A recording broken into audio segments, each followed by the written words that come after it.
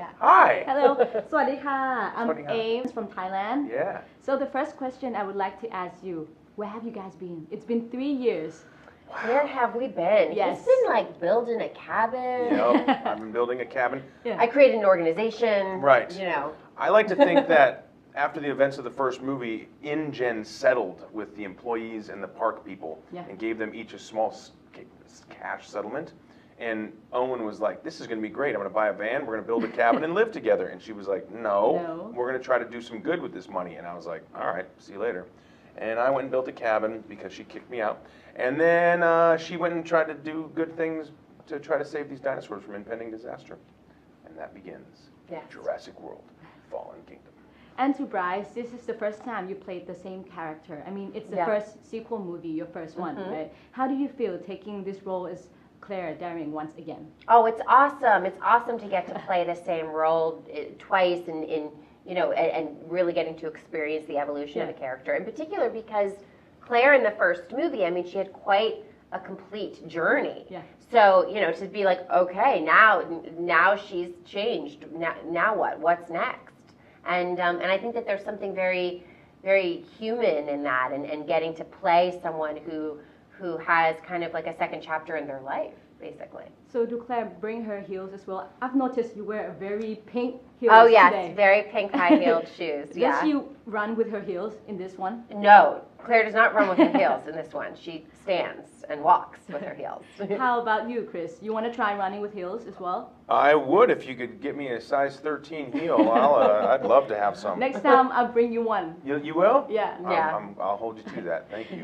Now, talking about relationship between the connection, the bond between you and Blue, the last raptor, do we get to see more of that in Jurassic World? We do. I mean, I've always said that these movies, any movie is really, you know, as strong as the relationships that exist in the movie. And Claire and Owen, obviously, they have a strong relationship, and as well as Owen and Blue. He sees her as more than just an animal. She's like a daughter to him, and he's realized how smart she is, how developed she is emotionally, and how wildly intelligent she is. And she's got the qualities of a mammal and, you know, hyper-intelligence, and so he really loves her. And I think that connection is what drives him back to the island to try to save her. And, you know, we get to explore that more, not only finding out just how intelligent she is and seeing a backlog and some previous videos of like a video diary of him raising her and stuff. We get to explore that more. It's pretty interesting stuff. In real life, do you have a pet? I have a bearded dragon. Really? Named Leo, yes. So you feel that connection as well, right? Yes, yeah, for sure. I do. You love that bearded dragon. I love lizards. I've always been a huge fan of reptiles, and I do. I love them. We make videos together, and I hold him, and I got a leash for him, and I walk him around. It's pretty cool. This question goes to both of you. So this is the first time you work with J.A., the director of the film. Right. What was it like? What did he add to the film that was different from the previous one? Oh my gosh, J.A. Bayona is such a spectacular filmmaker, and he's someone I met him years ago and have wanted to work with him since. And you know, he was handpicked by Steven Spielberg, and that says so much, you know. And the way that we kind of saw it was almost like Colin Trevorrow, who directed and wrote the first film, and J.A. Bayona, who directed this movie. It's like they're on opposite sides of this Steven Spielberg coin. I mean, J.A. brings so much cinema, intensity, suspense, and emotion. He made a very powerful and emotionally resonant movie, and you know, that's kind of a high wire act when you're doing a film that has a lot of action. What about you, Chris? You know, J.A.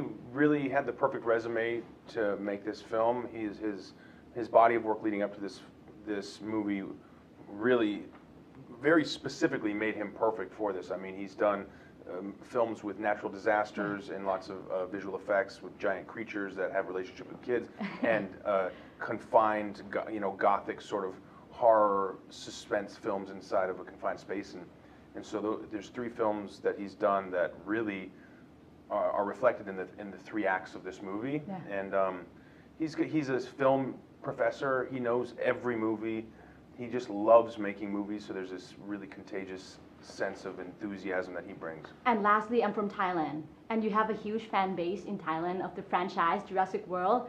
it would be a great pleasure if you could tell them to come up and see the film. Yeah. The Thai yeah. fans. Yeah. To all our friends and fans in Thailand, สวัสดีครับ Swandi Krap.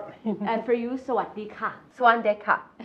Yeah, please come if you please go see Jurassic World: Fallen Kingdom. We worked very hard and we made it especially for you.